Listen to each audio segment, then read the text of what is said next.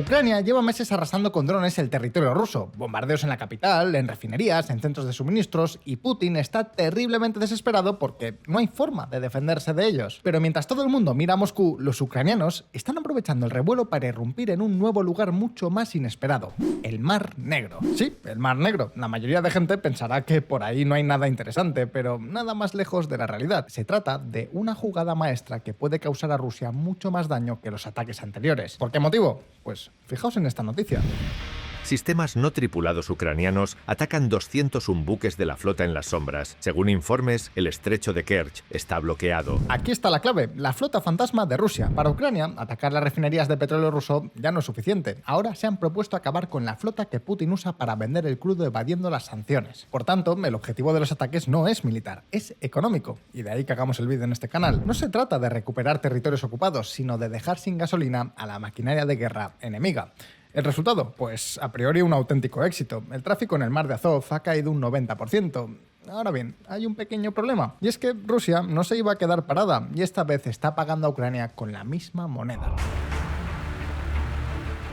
Es cierto que los rusos usan el Mar Negro para vender su crudo en las sombras, pero los ucranianos también necesitan esa región para exportar grano, drones, municiones y todo tipo de bienes militares que se han puesto tan de moda en el mercado global. Porque sí, aunque sea irónico, la guerra ha hecho que Ucrania se convierta en un proveedor bélico para medio mundo. El caso es que, aunque este golpe sirva para secar la economía rusa, para Zelensky también significa perder casi todos los dólares que podía ganar por sí mismo sin depender de la ayuda del extranjero. Si las cosas siguen así y el tráfico no vuelve a la normalidad en el mar de Azov, la economía ucraniana podría tener serios problemas. Y si la crisis se alarga más de lo esperado, resulta que el resto del mundo, nosotros, también lo podemos notar. Y no para bien. ¿Por qué motivo? Pues porque Ucrania sigue siendo el granero del mundo. ¿Os acordáis de cómo subieron los precios del pan al inicio de la guerra?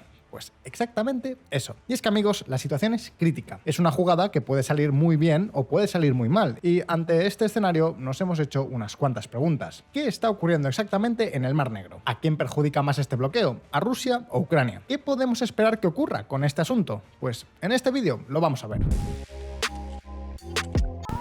Pero antes de empezar te voy a dar 3 datos, muy rápido, 3 datos y una conclusión final. El primero es que la inflación puede dispararse, no lo digo yo, lo dijo el Banco Central hace un par de semanas. El segundo es que si dejas tu dinero parado sin invertir, perderá su valor sin que te des cuenta. Pero el tercer dato, y este es el que más te interesa, es que si no quieres arriesgar tu dinero en la bolsa, puedes proteger tu dinero de otra forma. La clave es Trade Republic, el banco que te paga por usarlo con su cuenta remunerada. Pero es que ahora hay una novedad muy importante, y es que si te abres una cuenta, hay una promoción con la que podrás conseguir un 3% de rentabilidad sobre tus ahorros hasta 50.000 euros. ¿Y qué quiere decir esto? Pues que con un 3% no solo protegerás tus ahorros de la inflación, que suele estar en el 2%, sino que encima le sacarás una rentabilidad adicional sin la necesidad de invertirlo. Cada mes te llegará un ingreso con tu pago. Por ejemplo, este es el mío. Es una captura de mi móvil que saqué hace unos días y refleja los 44,61 euros que me ingresaron el día 1 de agosto, correspondientes al dinero que generé durante julio. Y todo esto sin hacer nada, simplemente teniendo el dinero en mi cuenta corriente, por supuesto, disponible para cuando yo lo quiera y sin condiciones extrañas. Y es que, amigos, esta es la ventaja de Trade Republic. Es el banco que en lugar de cobrarte comisiones, te paga por usarlo. Puedes abrir tu cuenta en el QR que ves en pantalla o en el link de la descripción rellenando un formulario en 3 minutos. Y listo. Así de fácil y rápido. Y dicho esto, continuemos con el vídeo. Puede que ya no os acordéis, pero esta no es la primera vez que el Mar Negro tiene protagonismo en la guerra. Hace ya unos 3 años, Putin se levantó una buena mañana y dijo: por aquí no va a pasar nadie. Y lo que hizo fue imponer un bloqueo naval de los de toda la vida contra la región de Odessa, es decir, el centro neurálgico del transporte marítimo de Ucrania. El bloqueo fue bastante sencillo. Ucrania no tiene ni un solo buque de guerra, así que Rusia pudo rodear la costa, plantar minas submarinas y bloquear el transporte. Zelensky se quedó sin poder exportar sus productos, así que se buscó la vida e intentó diversificar, pues en vez de enviando las cosas por barco, pues intentando hacerlo con trenes y con camiones. El problema: que no fue suficiente. Ucrania exportaba unas 3 millones de toneladas al mes a través de sus puertos de calado profundo, pero los camiones y trenes solo pudieron mover medio millón, por no hablar de que transportar mercancía por tierra consume muchísimo más combustible que exportarla por mar. O sea, mucho más caro. Ahora bien, la situación era terrible. Por suerte, la Organización de las Naciones Unidas tomó partido y convenció a Rusia para firmar un acuerdo. Ellos abrirían el bloqueo y a cambio la ONU le pediría a Estados Unidos y Europa que levantaran algunas sanciones contra el régimen de Putin. Así que, pues aparentemente, problema solucionado. En diciembre de 2023, los 3 puertos de Odessa ya exportaban cantidades similares al inicio de la guerra. Aunque, sí, ya sé lo que muchos estaréis pensando. La ONU ¿Haciendo algo útil? ¿Desde cuándo? Óscar, aquí hay algo que no nos estás contando. Y sí, tenéis razón. La verdad es que esta iniciativa no mantuvo mucho su éxito, básicamente porque Rusia siguió disparando a los barcos que pasaban por ahí.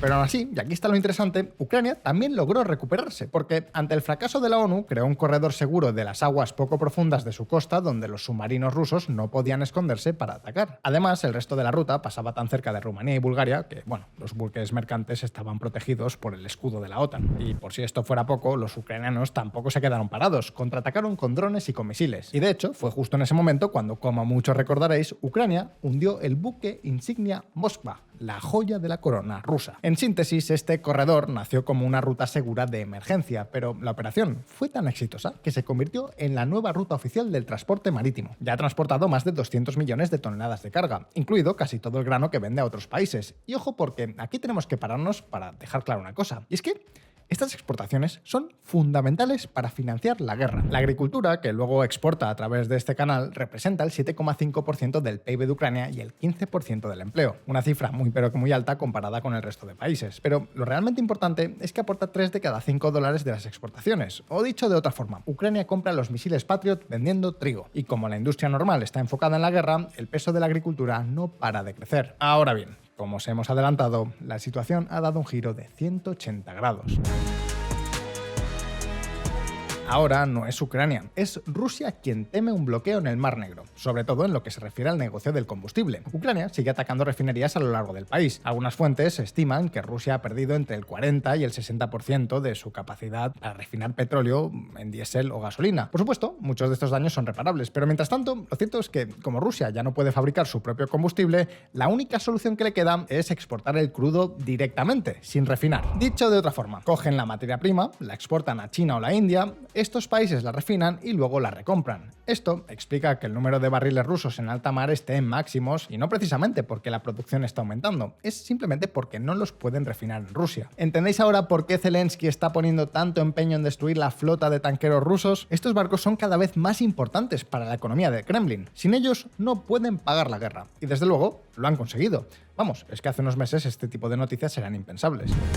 Rusia propone armar buques graneleros en el mar de Azov con ametralladoras. Moscú recomienda equipar temporalmente a los buques graneleros con diversos elementos, desde blindaje y sacos de arena hasta mallas antidrones y posiciones para ametralladoras pesadas. Soldados armados con fusiles Kalashnikov escoltarán a los buques durante la primera parte de su viaje. Sin embargo, amigos, los problemas para Ucrania no iban a tardar en llegar.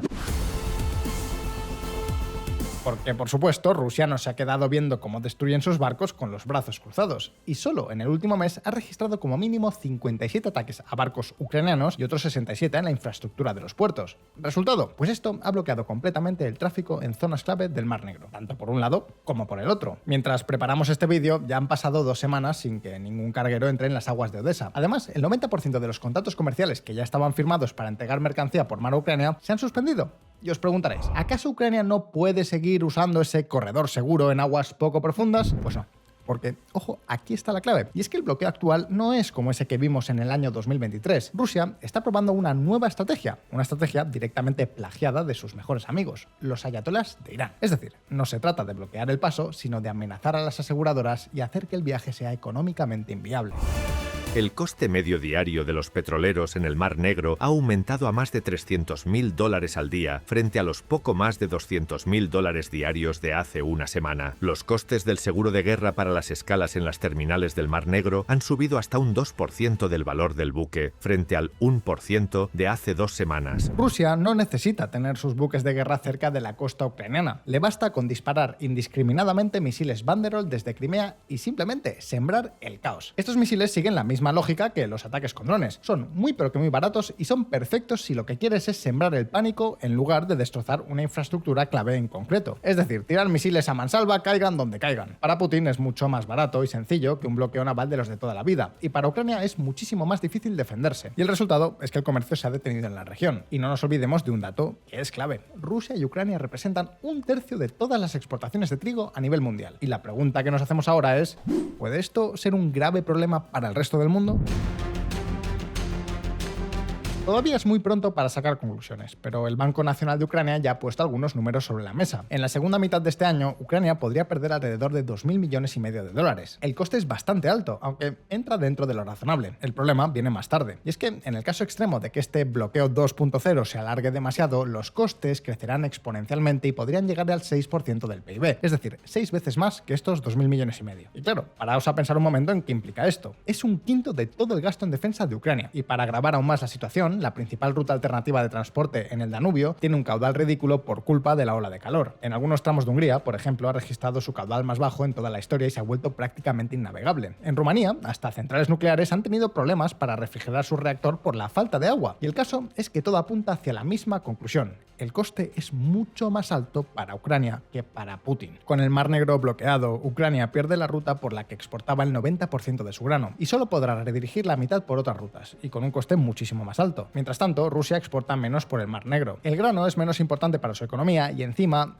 lo cierto es que tiene muchas más rutas alternativas, rutas por las que también puede sacar buena parte de su petróleo. Pero aquí, hablando de costes, el problema ya no es solo Ucrania.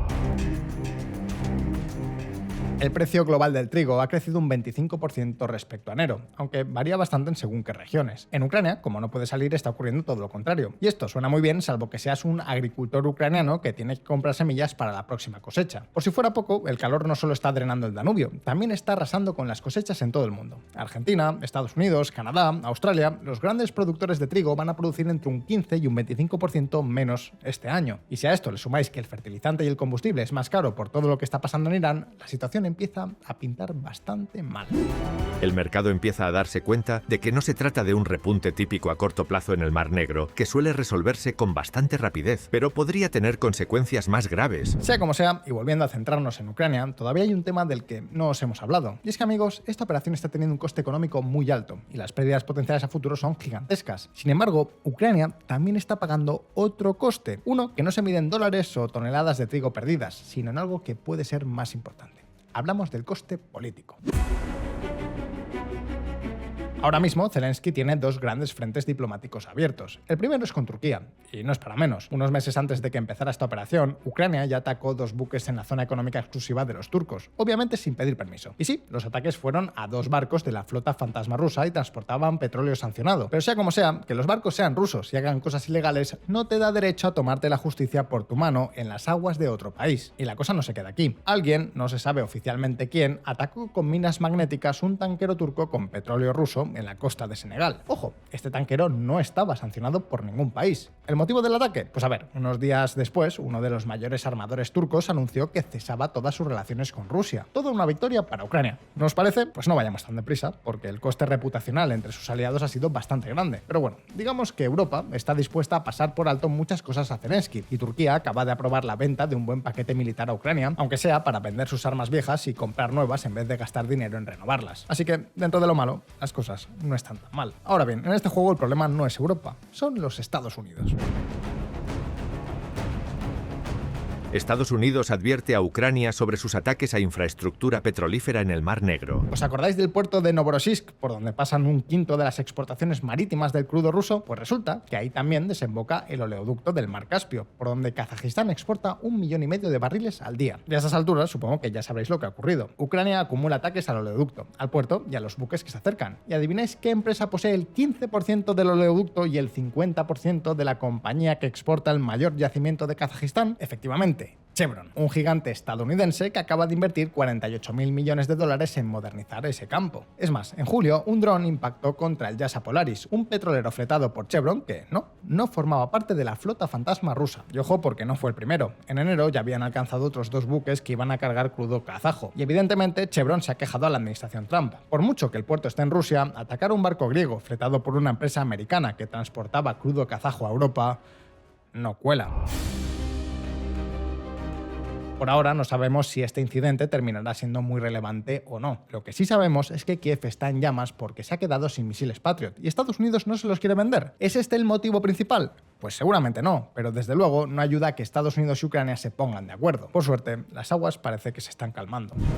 Kiev acepta detener los ataques contra petroleros no rusos en el Mar Negro. El acuerdo, alcanzado tras una reunión entre altos funcionarios del gobierno estadounidense y líderes ucranianos, representa un paso potencialmente significativo para aumentar el suministro de petróleo en la región, luego de una serie de ataques recientes contra buques cerca de la terminal del consorcio del oleoducto del Caspio en Novorossiysk. En resumen, la nueva ofensiva ucraniana en el Mar Negro y el Mar de Azov es una estrategia muy arriesgada. Está haciendo daño económico a Rusia, eso desde luego, pero también le está saliendo muy cara en términos económicos y políticos. Eso sin hablar del coste para el resto del mundo. Toneladas de grano echadas a perder justo en el peor momento posible, con Hormuz bloqueado y la mayoría de cosechas rindiendo muy por debajo de lo normal. Sea como sea, en Visual Economics estaremos muy atentos para contaros todas las novedades. Pero ahora, el turno es para vosotros. ¿Creéis que ha sido buena idea mover el foco de atención de Moscú al Mar Negro? ¿Encontrará Ucrania la forma de salvar sus exportaciones? ¿Estos ataques sobre bienes de Turquía y Estados Unidos tendrán consecuencias? Podéis dejarme vuestra respuesta en los comentarios. Y como siempre, no olvidéis que aquí en Visual Economics sacamos vídeos nuevos todas las semanas, así que suscribiros a este canal para no perderos ninguna de nuestras siguientes actualizaciones. Si os ha gustado este vídeo, dadle a like y nos vemos en el próximo. Un saludo